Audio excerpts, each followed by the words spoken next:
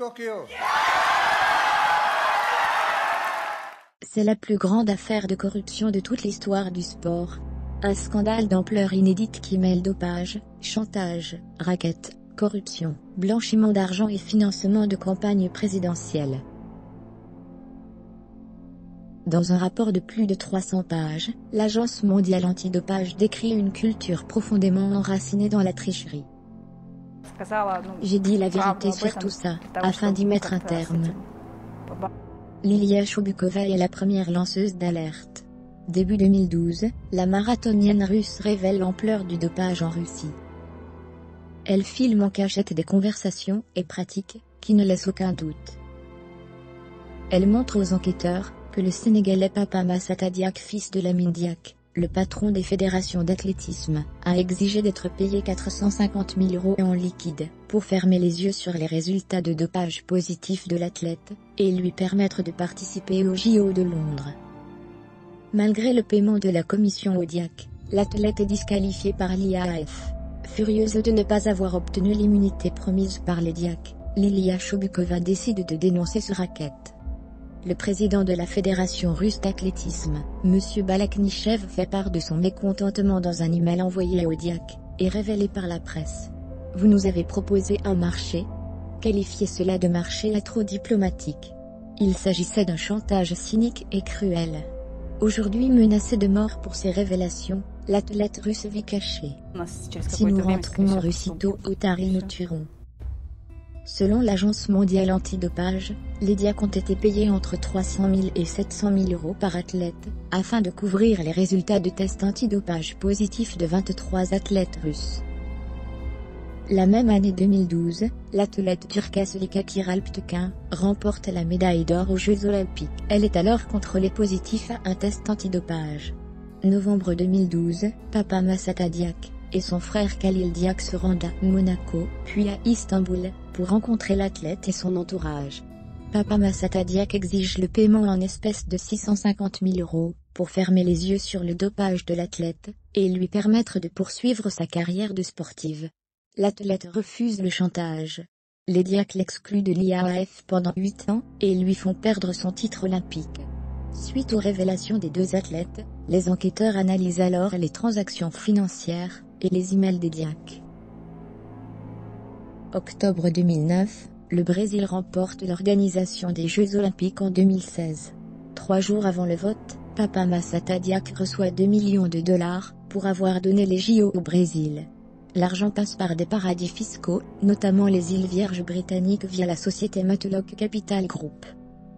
De 2011 à 2014, la Russie obtient l'annulation de contrôles antidopage positifs. En échange, un proche de Papa Massata Diack reçoit un paiement de 2 millions de dollars. L'argent passe par la société Black Tiding domiciliée à Singapour.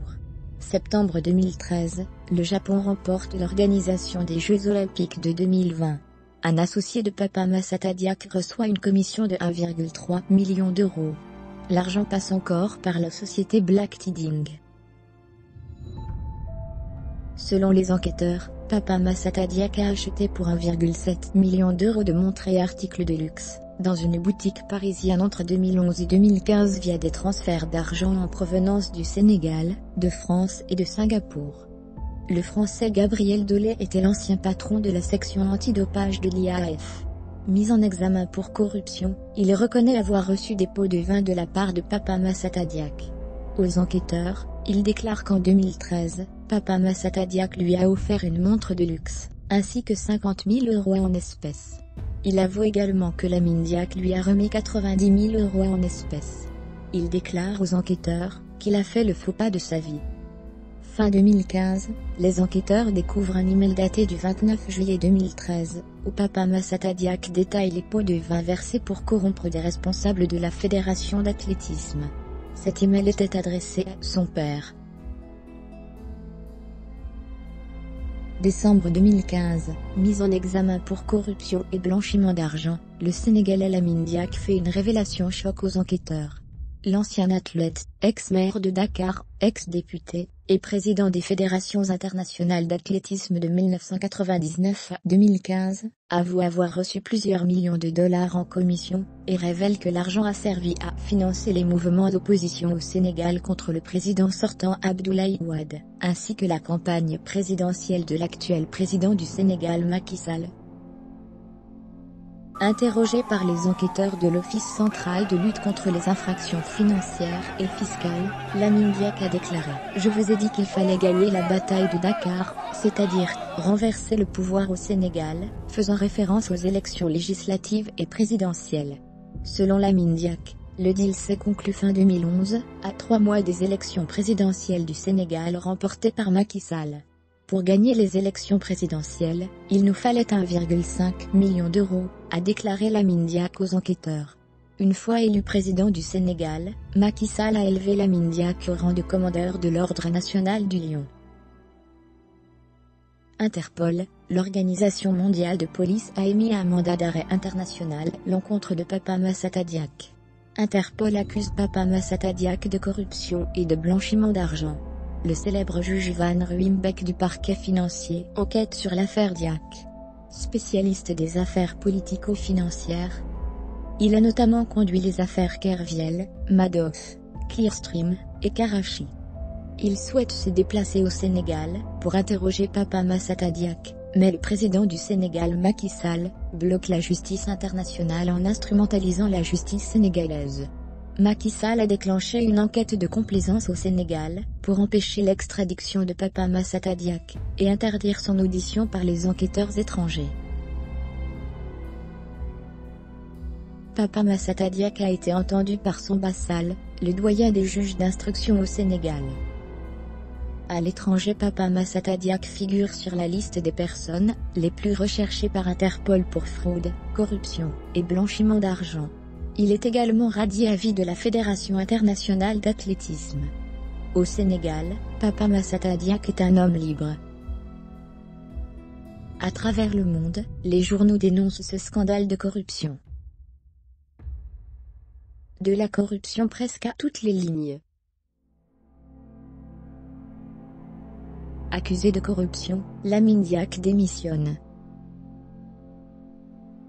Le fils du président de l'IAAF soupçonné de corruption. Une athlète turque accuse les Diack de corruption.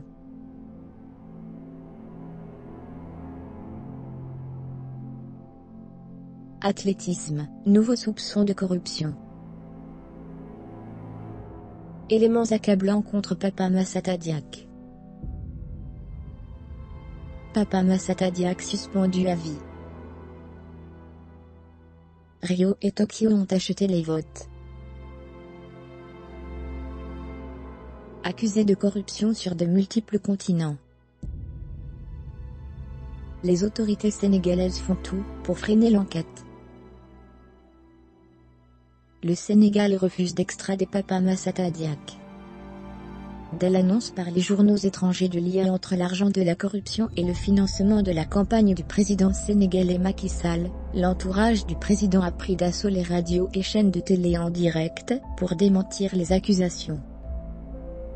Âgé de 82 ans, Lamine Diack est condamné à rester en France, son passeport ayant été confisqué. Il risque 10 ans de prison. Pendant ce temps, son fils Papa Massata Diack, qui est au cœur du scandale, vit en toute liberté au Sénégal. En cas d'extradition, Papa Massata Diack représente une menace.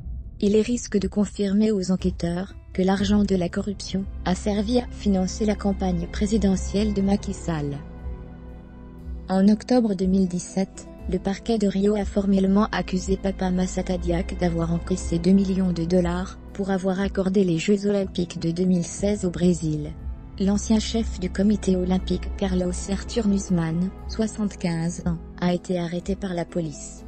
Lors d'un raid dans sa maison, la police brésilienne a découvert des preuves irréfutables de versement de 2 millions de dollars à Papa Massata Diack.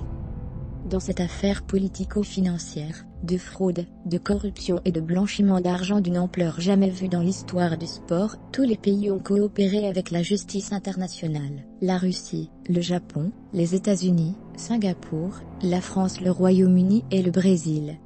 tous les pays du monde sauf le Sénégal qui continue de refuser toute coopération avec la justice internationale, en raison des soupçons qui pèsent sur l'origine du financement de la campagne politique du président Macky Sall.